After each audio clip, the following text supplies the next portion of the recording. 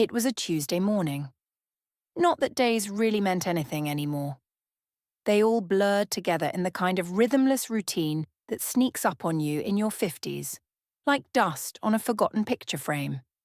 But that morning, something was different. Not loud, not dramatic, just a shift, a crack. I was rinsing the breakfast dishes, still in my robe, watching the birds pick at the feeder like tiny accountants sorting seeds. The coffee pot gurgled behind me. I reached up, grabbed a mug from the cabinet, the one on the end, the one James always used, and paused. It wasn't my name on the coffee mug, it was hers. White ceramic, gold cursive. Vanessa. A little heart under the V. My name is Margaret. I stood there for a moment, the mug warm in my hand, my breath caught somewhere between a laugh and a question. James had never brought home a mug with my name on it. Never thought to. But Vanessa, his new assistant, the one who started 2 months ago, the one with the silk blouses and the nervous laugh. Vanessa had a mug. I didn't hear the front door close, but I knew James had left. He always did. Early, like the world might fall apart if he wasn't there to supervise it. No goodbye. No kiss on the cheek. Not even a have a good day. We stopped doing those years ago, quietly, like forgetting a word in a language you used to speak fluently. I set the mug down, gently, like it might break more than ceramic. Was it just a mistake? Maybe she left it here. Maybe James offered her coffee one late night working on spreadsheets and marketing forecasts and all the things that made his voice grow animated in ways it never did with me anymore. But no. This mug was in the cabinet. It had a spot. I sat down at the kitchen table and stared at the sunlight crawling across the floor. I used to teach 3rd grade, 30 kids, sticky fingers, wild imaginations. I was good at it. I mattered. Now I wasn't sure who I was.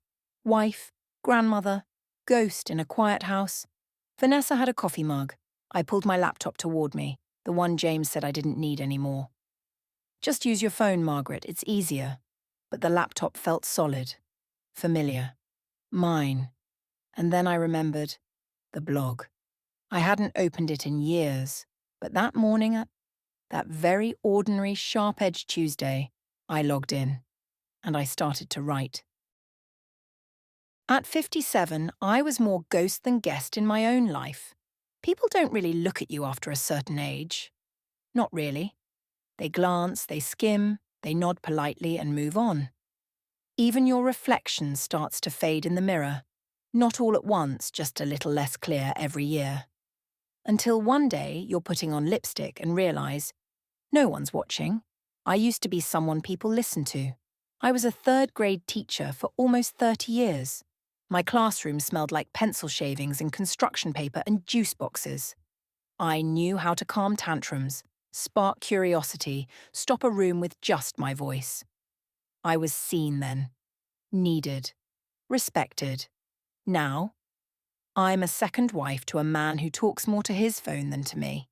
A grandmother twice over, which sounds warmer than it feels when you're only invited to birthdays every other year because the real grandma gets first pick. I don't blame them. I'm just the other one. The one that came later. The quieter one. James, my husband, is a business consultant.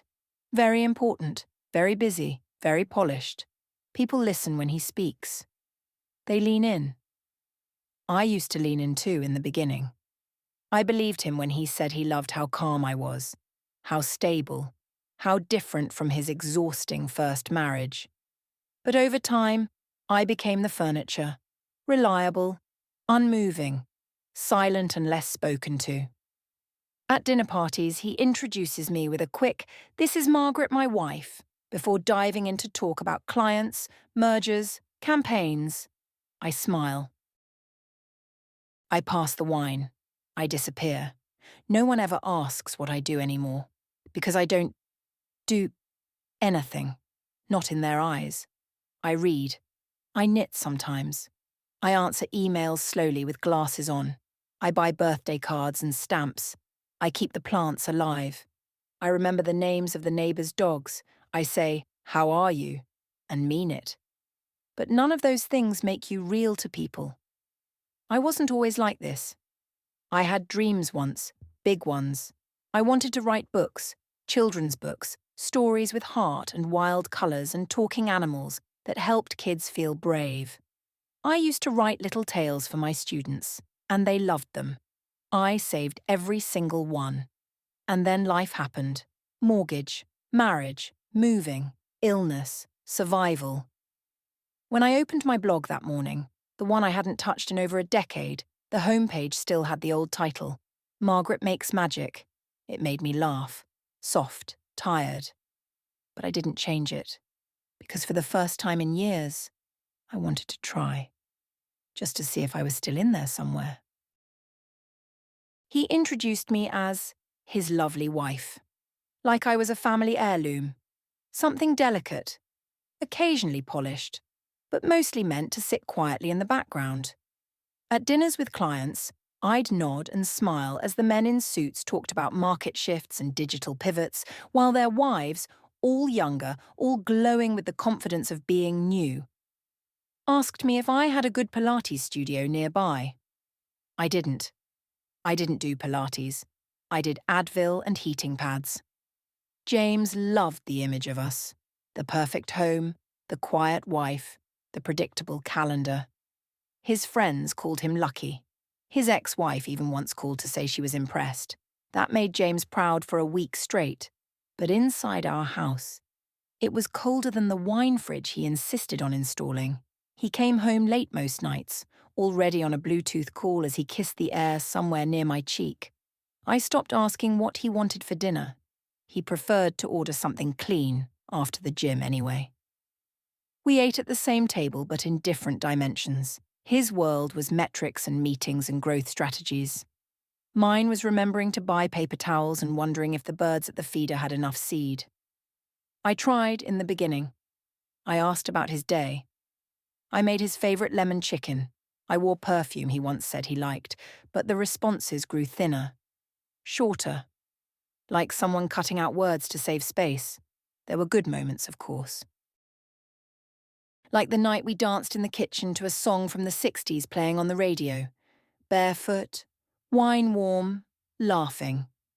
He looked at me like he used to, just for a second. That second held me together longer than it should have. I told myself we were just going through a season, that things would shift back, that all marriages had cold spells. I read articles, I listened to podcasts. I tried to be more spontaneous, more curious, less routine. But nothing pierced the glass between us. The polished lie looked lovely from the outside.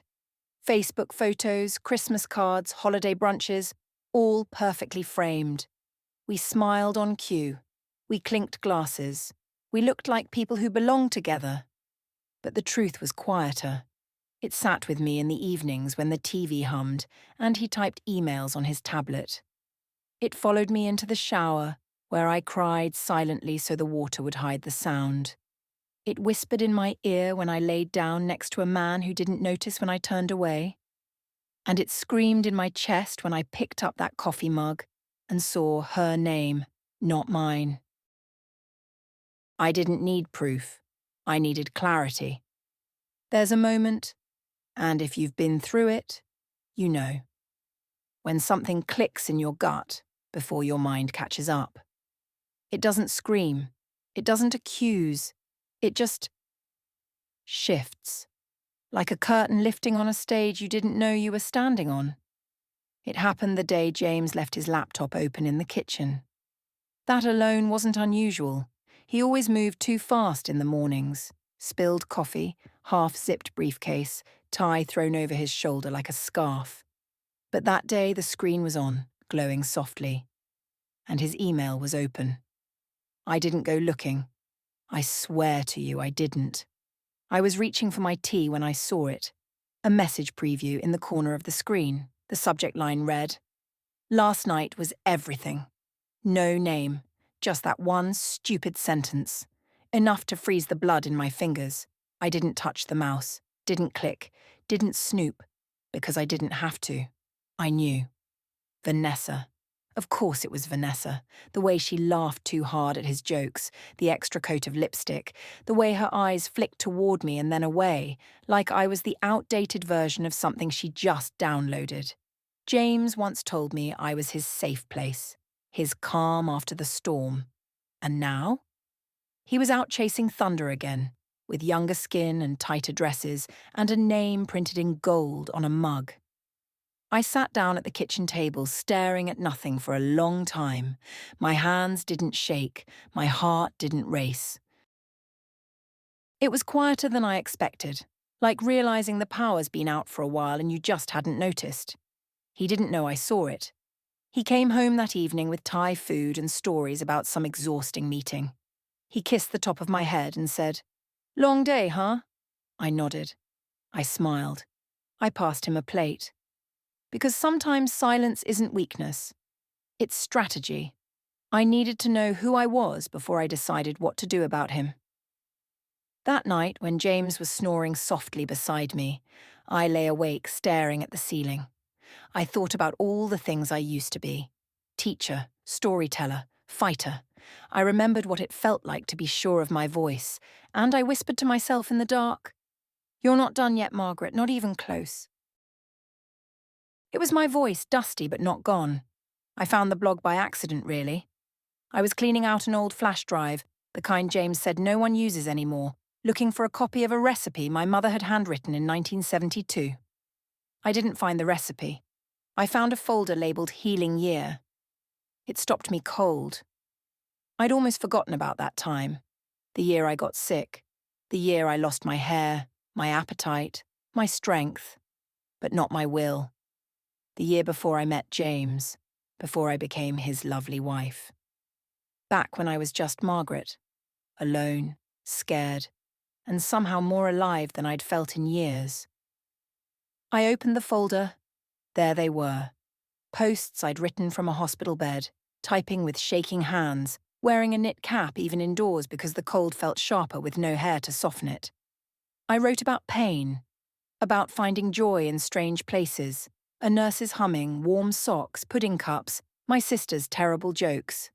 And I wrote about stories, the ones I made up in my head to distract myself. A turtle who was afraid of water, a little girl who could talk to trees, a grandmother who knitted words into scarves that made people tell the truth. My voice was there, not polished, not perfect, but mine, cracked open, honest, braver than I remembered. I clicked log in. Somehow the password still worked. Muscle memory took over.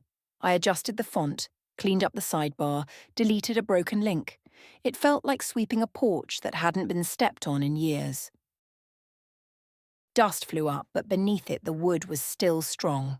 That night, while James watched some political show in the other room, the volume loud as always, I sat with the screen glowing in front of me, fingers hovering, unsure. What could I possibly say now? What could I offer? And then the words came. Not fancy, not planned, just real.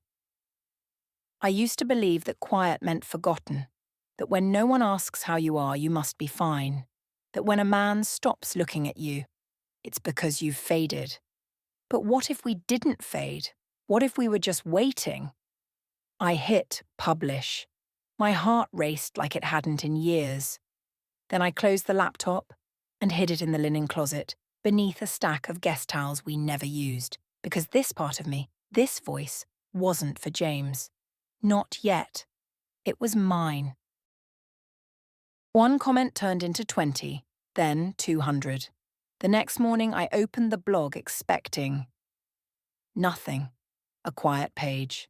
Maybe a spam message offering me discount sunglasses or questionable pills. But instead, there it was. A real comment. It said, "I thought I was the only one. Thank you for writing this." That was it. No name, no fluff. Just that one line. But it hit me like a bell in a silent church. Clear, undeniable, and full of weight I couldn't measure. I stared at the screen for a long time, then refreshed the page. Another comment appeared. "You just described my entire marriage in 3 paragraphs." And another. "Please don't stop writing." They came slowly at first, like drops of rain hitting the roof. Soft, hesitant, testing. Then they came faster. By evening I had over 50. By the end of the week, hundreds. Women from everywhere. Some older than me, some younger. Some divorced. Some still married. One said she hadn't spoken a real sentence to her husband in 4 years. Another said she sat in her car every night after work just to avoid going home. One had lost her voice after raising 4 children and a husband who never asked what she wanted. They told me they were tired. Tired of being polite. Tired of being called sweet when they wanted to scream. Tired of being told they were lucky just to be safe and fed and clothed. Tired of being invisible. And they thanked me for putting into words what they didn't even know they'd buried. I couldn't breathe for a moment reading all of it, not because it was overwhelming, but because it was familiar. Every sentence echoed something I'd felt but hadn't said aloud, not even to myself.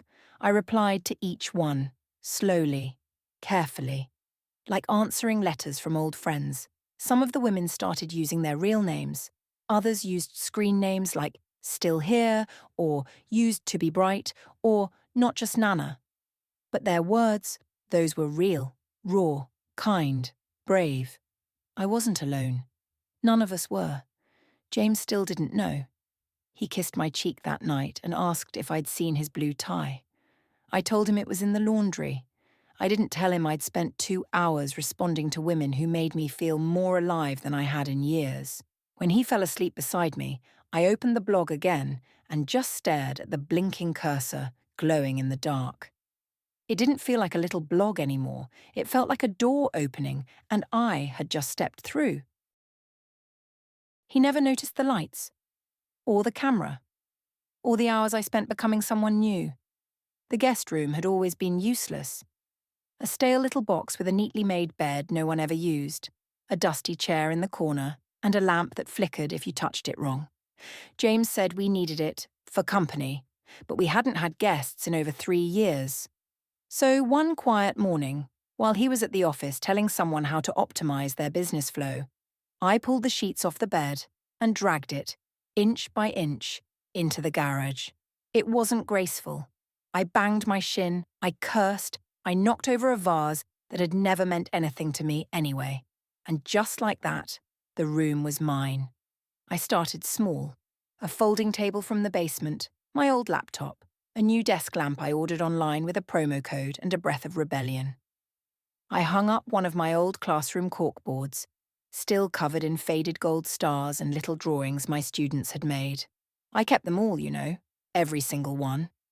Then came the microphone, then the softbox lights, then the tiny webcam with the button that turned blue when it was live. All second-hand, all delivered while James was at work. I didn't ask for permission. I didn't need it. He never went into that room, not once. I told him it was where I stored old school supplies and tax papers. He nodded without looking up from his phone. That's how it started.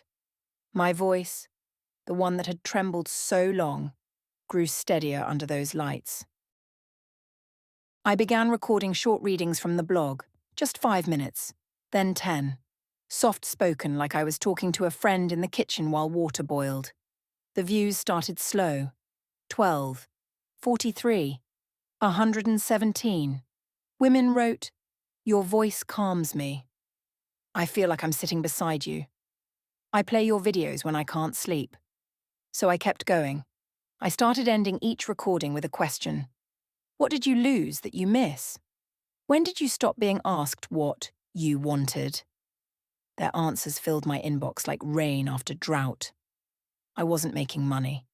I wasn't chasing anything. I was building something, not for James, not for approval, but for the women like me. And maybe for the girl I used to be, the one who dreamed big but settled small. The best part? He didn't see any of it coming.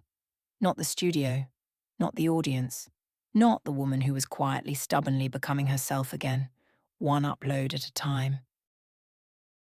They called me brave. I called it breathing. It was a post I almost didn't publish, the kind that sat in drafts for days, blinking at me like it was daring me to press send. I had written about the coffee mug. Not just the mug, but everything it represented.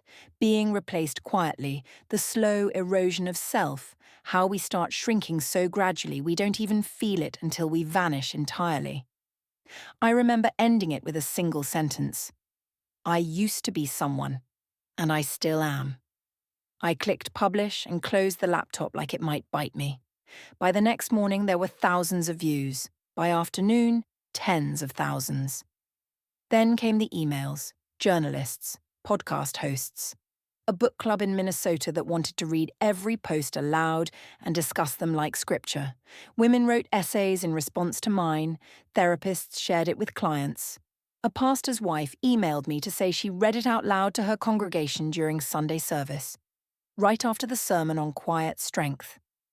I sat in that small studio, wrapped in a blanket that still smelled like my old classroom, and stared at the screen. My words, my voice, had somehow slipped through the cracks and landed exactly where they needed to. I wasn't invisible anymore. Not to them, anyway. James didn't know. That part still makes me smile. How oblivious he was. He'd come home late, tossing his keys in the bowl I bought, complain about traffic, pour himself a glass of wine, and never once ask how my day had gone. He didn't notice the way I sat taller, the way my phone buzzed a little more, the way I hummed to myself while making tea. He didn't ask why a package from a microphone company had my name on it, or why I suddenly needed a separate PayPal account, because I was still there playing the part. Quiet wife, warm dinners, soft questions. He saw what he wanted to see, but the rest of the world, they saw me. One podcast host introduced me as the unexpected voice of a forgotten generation. Another called me a lighthouse for women lost in midlife fog. I saved those emails, not to gloat, just to remember. Every time I recorded a new post, I imagined just one woman listening, in her car, in her kitchen, maybe lying awake next to a husband who hadn't touched her in months, and feeling a little less alone. They called me brave. I wasn't. I was just done waiting for someone to invite me back into my own life. You're her, the voice behind Midlife Unfiltered. I love your work. The words floated over the roasted duck and red wine like a balloon someone let go of too early. And James, sitting at the head of the table, choked mid-sip. We were hosting. Well, he was hosting. A client dinner, big accounts, big egos. I was there, as always, to smile, refill glasses, ask charming little questions that made the wives feel seen and the husbands feel smart. I wore the navy dress James liked. I stayed in the background until I didn't. It was Olivia who said it. James's client's wife. We'd barely spoken all evening, but somewhere between the salad and the lamb, the conversation turned to podcasts. Women's voices. There's this blog I found, she said, lighting up. It's like therapy, but softer. Realer. Midlife Unfiltered. Have you heard it? James froze. His knife paused mid-cut. I felt it, the tension snap like a rubber band across the table. Before I could answer, Olivia turned to me. You sound just like her, actually. Same warmth, same pacing. Wait a second. Her eyes widened. It's you, isn't it? The room went so quiet I could hear the grandfather clock ticking in the hallway. I smiled, just barely. Yes, I said, that's me. James dropped his fork. The husbands blinked. The wives leaned in. And Olivia, bless her, actually clapped her hands together. I knew it. I told Brian, didn't I? I said, this woman gets it. Her voice has this ache and wisdom, like she's seen things but isn't bitter. It's beautiful. You're amazing. James looked like he'd swallowed a bone. They asked questions about how I started, what I wanted to do next, how many followers I had now. One of the husbands, a finance guy cold as marble when we met, said his mother-in-law sends him my posts every week. Another guest asked if I'd consider a book tour.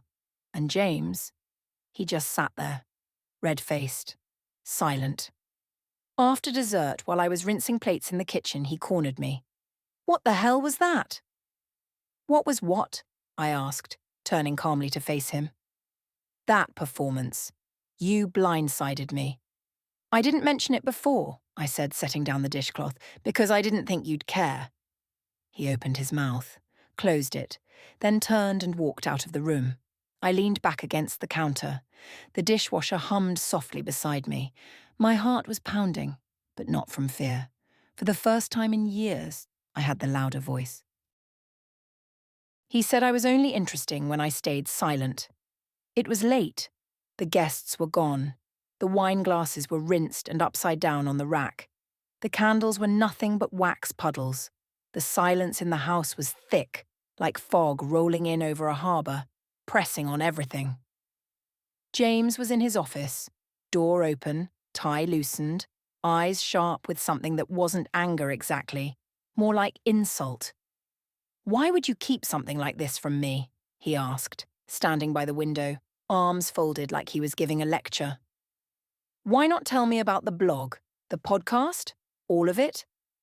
I didn't answer right away, because I didn't owe him one, because I'd lived 1,000 quiet days watching him leave for work, eating alone, smiling at dinner parties like I wasn't wilting inside, and he never once asked what I was building, what I needed, what I wanted. He continued. "You humiliated me tonight, in front of clients. They know you before they know me. Do you know how that looks?" I tilted my head. "Like I have a voice?" He didn't laugh. His jaw tightened. "This isn't who you are, Margaret." "No," I said quietly. "It's who I used to be." He scoffed. "You're not some influencer, you're a retired teacher. A wife.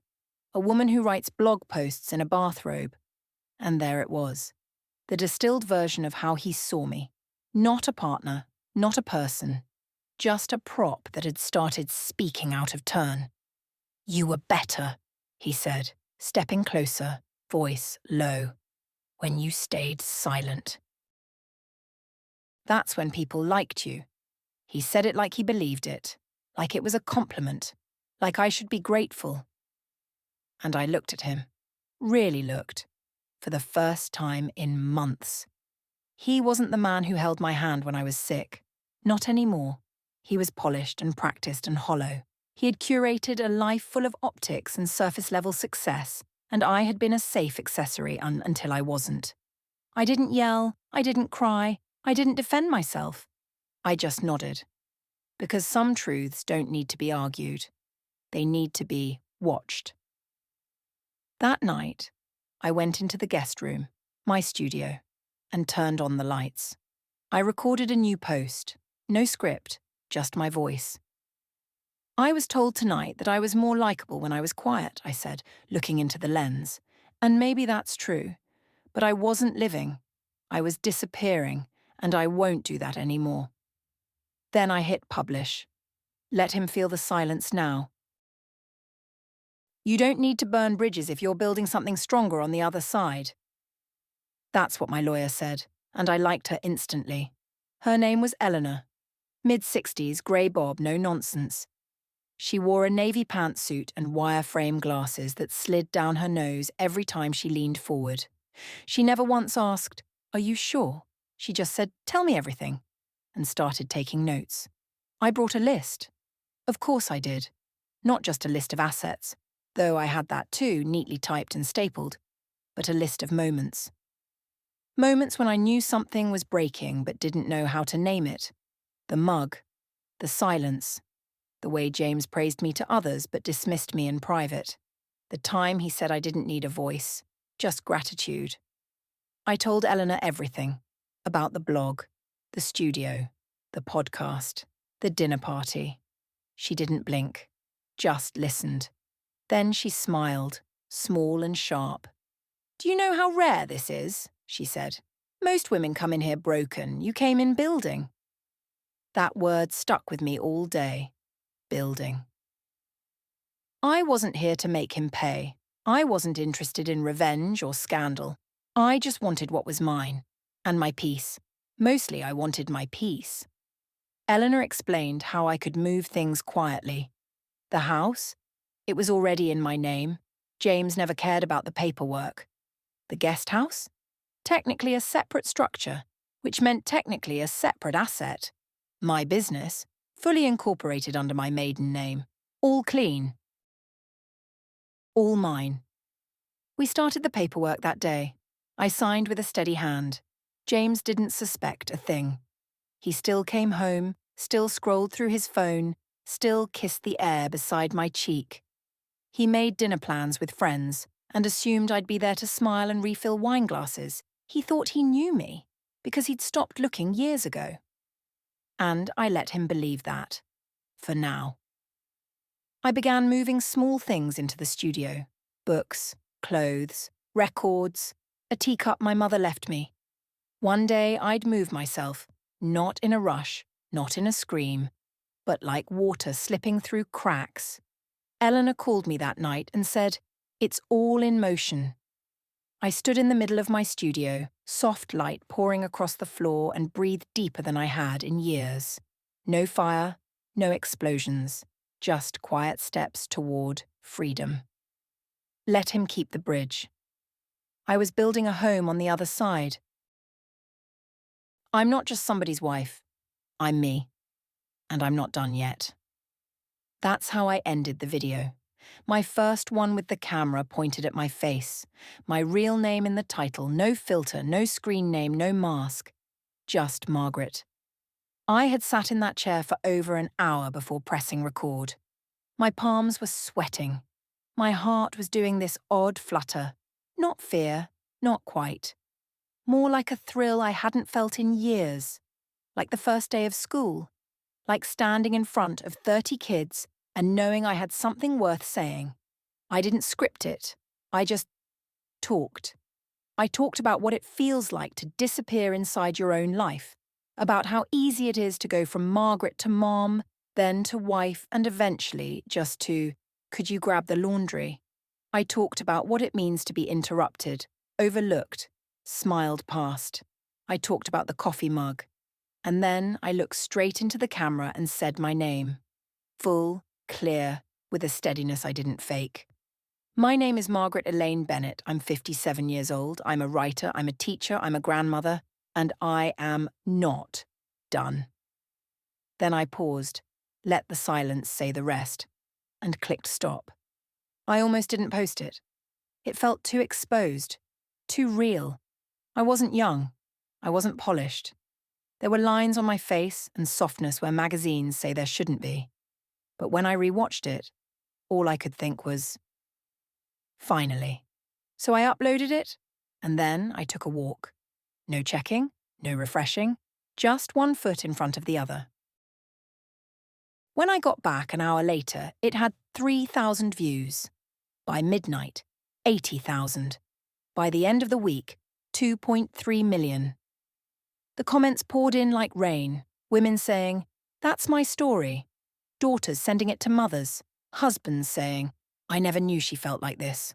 One woman wrote, "I watched it 3 times, once with my hand over my mouth." I was stunned, and not. Because I knew I wasn't alone. I'd just been brave enough to say it out loud. James hadn't seen it. Not yet. But the rest of the world had. And they didn't look away. They listened. Not because I shouted, but because I finally spoke. With my face, with my voice, with my story. He said it was betrayal. I called it freedom. It didn't take long. Viral videos have a way of reaching even the most oblivious husbands. All it took was one colleague, some marketing guy named Brandon, sending James a link with the subject line, "Isn't this your wife?" I was watering the ferns in the sunroom when he stormed in. "You lied to me." I didn't flinch. I just kept watering. "About what, James?" He dropped his phone on the table, screen glowing, paused halfway through my video, my face frozen mid-sentence. "This," he spat. "All of this. The blog, the voice, the videos, millions of people? This is what you've been doing? Behind my back?" I set the watering can down gently. "Yes." He looked at me like I'd stabbed him, as if I'd broken some sacred agreement, the one where I stay small so he can shine. "You made me look like a fool." "No, James," I said quietly. You did that all by yourself.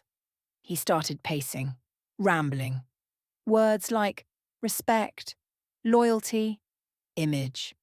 He said I humiliated him in front of people who mattered, that I should have come to him first, that I made him the villain.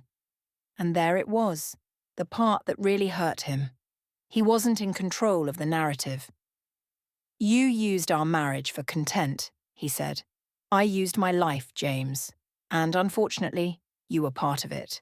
He stopped. You know what this is? This is sabotage. No, I said, my voice steady, calm. This is me, surviving. He stared at me, really stared. Like he was seeing someone new, or maybe someone he hadn't noticed in a very long time. Why didn't you tell me? He asked, softer now. Why hide it? Because you would have dismissed it. You would have made a joke, called it cute. You would have told me to take it down before someone important saw it. And now look, he said bitterly, everyone's seen it. I nodded. Yes, they have. He stepped back like my presence was too much to hold. What happens now? I met his eyes. Now? You can either sit with the truth or keep chasing the version of me that kept you comfortable. And then I walked out of the room. Not like a woman escaping, but like one arriving. He called it betrayal, but it was the first honest thing I'd done in years. It just wasn't for him. He took the car. I kept the keys to my new life. There was no shouting, no slammed doors, no broken glass or neighbours peeking through curtains. The divorce was, on paper, civil. We met once with our lawyers. James wore a blazer and spoke in clipped syllables like he was negotiating a merger. I wore the navy dress again, the one he used to like, not for him, but for myself. Because it fit me better now. Because I stood taller in it. He tried to control the narrative, of course. Tried to spin it like he was the one letting me go. But the paperwork said otherwise. The house? Mine. Fully in my name, paid off with money he never noticed I had. The guest house? Technically a studio, but big enough to rent out if I wanted. Mine too. The business? Registered long ago under my maiden name, quietly grown until it could stand on its own. I didn't fight dirty. I didn't need to. I'd planned everything. James took the Tesla and the espresso machine. He wanted the wine fridge. I let him have it. Let him keep the things he thought held value. What he didn't take, what he couldn't take, was the audience of women who showed up for me every single day. The platform I built from nothing. The podcast now sponsored by companies he once consulted for. The speaking invitations. The love letters from strangers who said, "Your words got me through my divorce, my diagnosis, my silence." He didn't take my voice, and he didn't take my peace. The day the papers were finalised, I sat alone on the porch, sipping tea from the mug with my name on it. Margaret. White ceramic. Bold lettering. No hearts. Just me. Neighbours waved as they passed. Some of them had heard whispers. She left him, you know. Apparently she's famous now. She has a YouTube or a channel or something. I smiled politely. Because they didn't know the half of it. James never called, never wrote. I think he was waiting for me to spiral, to beg, to fall apart, to vanish into the shadow of the house he left behind. Instead, I painted the front door red. I replaced the couch with one that didn't sag in the middle. I bought fresh towels in wild colours. I danced barefoot in the kitchen while pasta boiled. He took the car. I kept everything that mattered, and I was just getting started. Closure doesn't need applause, just peace. That's what I kept reminding myself, especially in the quiet moments. After the documents were signed, after the last of his things were boxed and picked up by a moving service I didn't have to see. After his name no longer lingered in the mailbox or on the thermostat presets. I didn't want revenge. I wanted justice. I wanted fairness. I wanted to look in the mirror and know I didn't become someone ugly in the process of reclaiming myself. But oh, the temptation. There were days I imagined it, posting the screenshots I'd saved, letting the world see the way he spoke to me when no one was listening. I imagined tagging him in my next video or walking into one of his corporate events and letting the truth bloom like wildfire in a crowded room. But I didn't, because that's not who I wanted to be.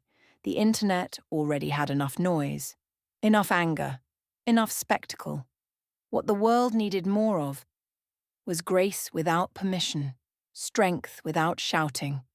I was still angry. Don't get me wrong, I had every right to be. But anger wasn't the engine anymore. It wasn't what drove me forward. What drove me was something quieter, a kind of knowing, a rootedness. I wasn't a victim, not anymore. And I wasn't a villain.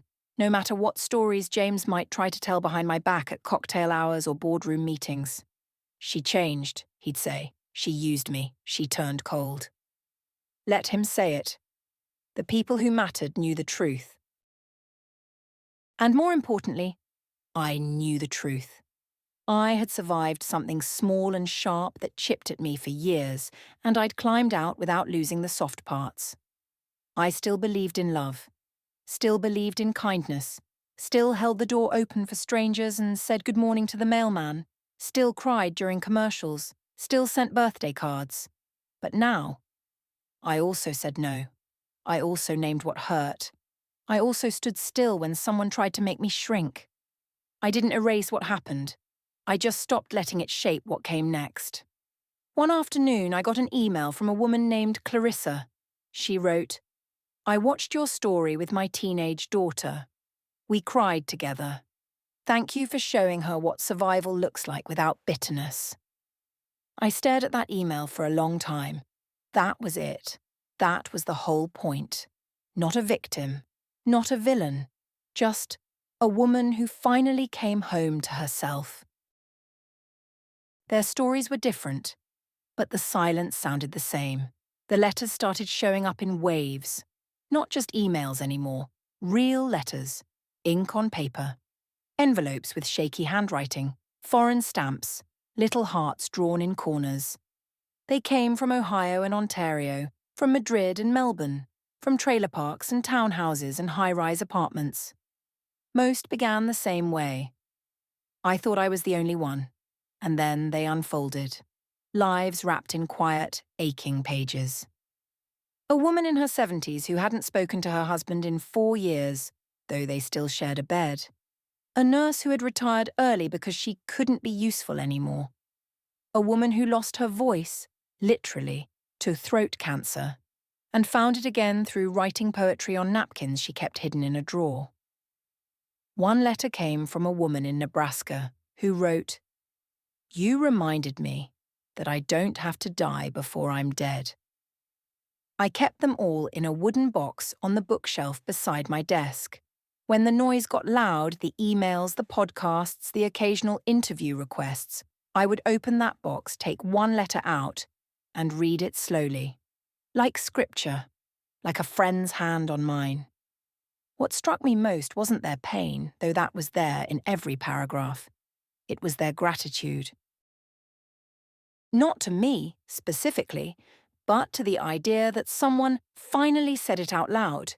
That someone dared to say, I'm lonely. I feel invisible. I want more than polite silence and dinner plates. Some wrote pages. Others sent single lines. Thank you for reminding me I'm not crazy. Thank you for proving it's not too late. One simply said, I found myself again because you did it first. It was humbling, overwhelming, beautiful. I didn't always know what to say back. Sometimes I didn't say anything. Sometimes I just closed my eyes and whispered their names out loud, like a quiet promise that I'd keep going, that I wouldn't shrink again, that none of us had to. I started printing the letters, framing little excerpts on the walls of the studio, a gallery of real voices, real women, not edited, not polished, just true. James had once told me I was too soft, but it turns out softness isn't weakness. It's just strength that doesn't have to scream. And our stories, mine, theirs, were louder than we ever realized. Different lives, Different countries, different wounds, but the same silence. Broken, at last. I told her bravery doesn't always roar. Sometimes it types quietly in the dark. It was a rainy Sunday, one of those soft grey afternoons that smelled like wet grass and old books. I had a blanket over my knees, a cup of chamomile tea in hand, and my granddaughter Lily curled up beside me on the couch. She was 10, all freckles and oversized glasses and questions that came like bubbles. Unexpected, endless, beautiful. We were watching one of my old videos, not because I asked her to, but because she wanted to. She said, "Grandma, your voice makes the quiet feel nice." I nearly cried on the spot. After the video ended, she turned to me and said, "Are you brave?" It caught me off guard. I looked at her, this small human with wide eyes and a heart still untouched by cynicism, and wondered what she saw when she looked at me. I wasn't a firefighter or a surgeon. I didn't jump out of planes or lift heavy things. I wasn't the kind of woman people put on billboards or magazine covers. But Lily saw something. So I thought for a moment. Then I nodded. "Yes, sweetheart. I think I am." She grinned. "I want to be brave like you." That was it. That was the moment that made every late night worth it. Every page I ever wrote, every story I ever told, every painful truth I ever typed with trembling fingers. It was all for that one line. I want to be brave like you. I told her that bravery isn't always loud. It doesn't always wear armor or carry flags. Sometimes bravery is getting out of bed when your heart is heavy. Sometimes it's telling the truth when your voice shakes. Sometimes it's walking away from something that doesn't love you back. And sometimes bravery is writing a story that no one asked for, just because it needs to be told. Lily leaned her head against my shoulder and whispered, "I think your stories help people feel less alone." I kissed the top of her head and blinked back the tears. I used to think my voice didn't matter, that the world had moved on, faster and louder than someone like me could follow. But Lily reminded me, we're always being watched, not in a paranoid way, in a legacy way. The younger ones are looking to see if it's safe to be honest, to be soft, to be loud, to be quiet, to be whole. And when they see us stand, not perfectly, but fully, they believe they can too. That's what bravery looks like in this season of life. Not a battle cry, but a soft, steady yes. I sat in that chair not as a guest, but as a voice. It was colder in the studio than I expected. You'd think with all the lights it would feel like summer. But no, the kind of cold that makes you sit a little straighter, breathe a little shallower. I wore navy blue, simple earrings, and the necklace my daughter gave me for my 60th. Something steady to hold on to. They mic'd me up, powdered my face, and guided me toward the plush chair, stage left, next to the host's desk. It felt like walking toward some invisible cliff edge, but I wasn't afraid. I had lived through worse than bright lights and live cameras. The producer whispered, 2 minutes. And I stared at the empty seats in the audience, knowing people were about to fill them. And then fill their homes, their ears, their quiet moments with my story. Not the wife, not the +1, not the shadow in the room. Me. When the host came out, the applause roared. And I smiled, not because of the attention, but because I was still standing. We made small talk, as they always do at first. Compliments, a joke, a nod to my blog. And then she leaned forward and said, "What made you start writing again?" And the studio got quiet. I told them about the mug, the wrong name, the moment my heart didn't break. It shifted. I told them about the years of silence, of becoming furniture in my own life. I told them about logging in to a forgotten blog and finding myself again, one post at a time. The host looked stunned. The audience? Silent. No coughs, no shifting chairs. Just the kind of stillness that means people are really listening. I spoke about being 57 and feeling invisible, about what happens when your usefulness to others dims, and how dangerous it is to believe them when they treat you like you're fading. I spoke about Lily, how her question cracked me open. And I ended with this. You don't need to reinvent yourself at 50 or 60.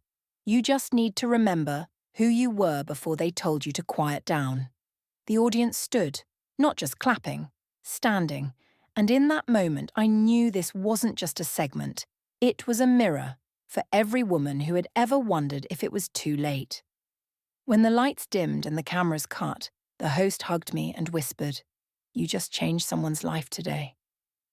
And I thought, maybe. But first, I had to change mine.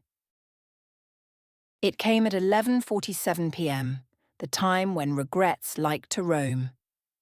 The name flashed on my screen, and for a moment I thought it was a mistake, a glitch. But no, it was him, my ex-husband, the man who once couldn't find time to look up from his phone at dinner, now reaching out to me in the middle of the night from a motel, judging by the area code and the blurry photo he attached.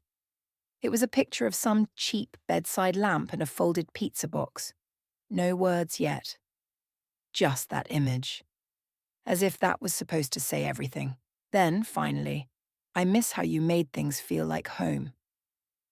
I stared at the message for a long time, my thumb hovering over the screen. I didn't feel anger. I didn't feel sadness. I felt distance. A calm, quiet space between who I had been and who I had become. He was somewhere off a highway in a room that smelled like disappointment and cleaning spray, and I was sitting in my new reading chair, wrapped in the quilt my granddaughter helped me sew, sipping peppermint tea from a mug that had my name on it, spelled right and everything. Another text came. "I messed up, I know that now." Of course he did. That's what time and silence do. They turn up the volume on your own choices. But here's the thing. Forgiveness is not an invitation back. I forgave him already. Not for him, but for me. Because anger ages the soul, and I had no more time to waste on bitterness. I'd spent years in the shadow of someone else's comfort. I wasn't going to light the way back for him just because the darkness got a little too real. No reply. I didn't even type seen. I just let it sit there, a digital echo that would never bounce back. I closed my phone and reached for the notebook beside me, the one filled with future plans, half-written essays, and book titles I hadn't yet claimed. I wrote a single sentence at the top of a blank page. Some doors are closed not out of cruelty, but out of clarity. I smiled to myself and underlined it twice.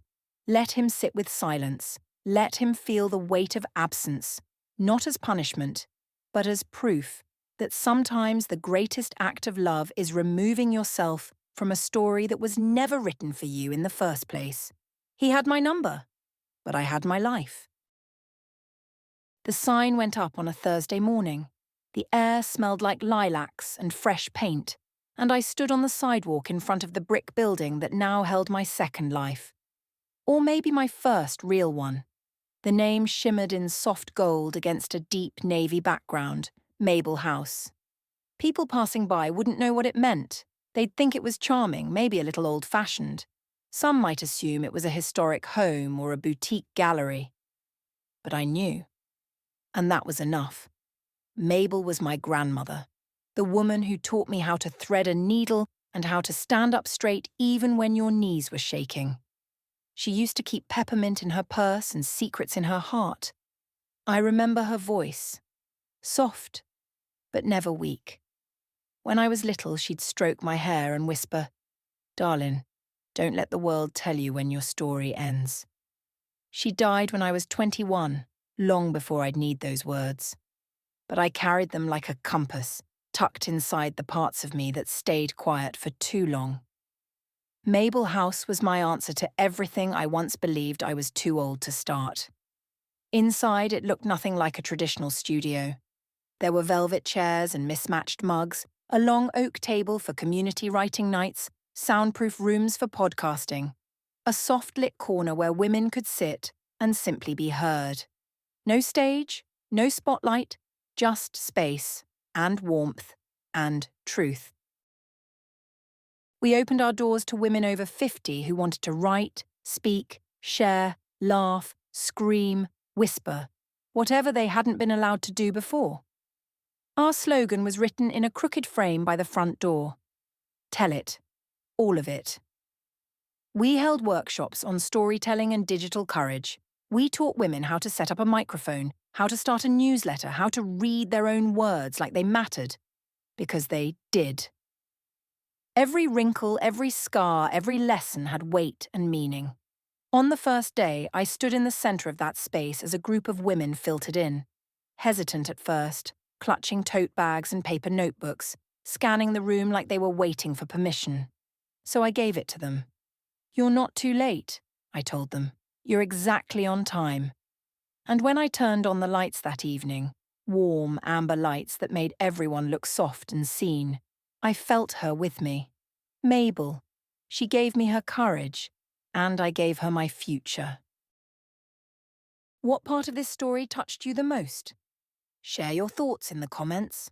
I'd love to read them. If this story felt close to your heart, give it a like, subscribe if you want to be part of a space where real stories matter. Got a couple more minutes? Check out the next story. It's also about the things we rarely say out loud.